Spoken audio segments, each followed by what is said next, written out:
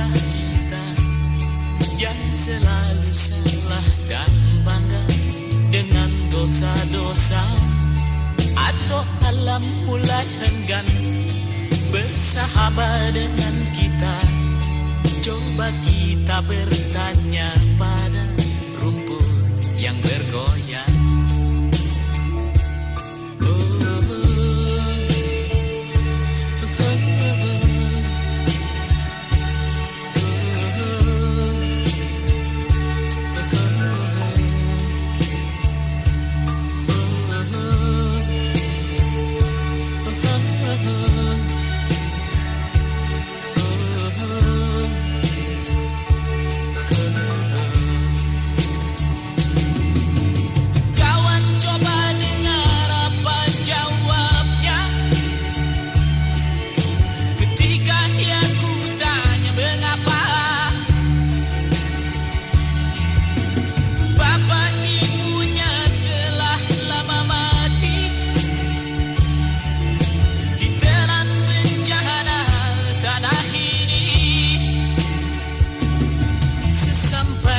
Di laut ku kabarkan semuanya kepada karang, kepada ombak, kepada matahari.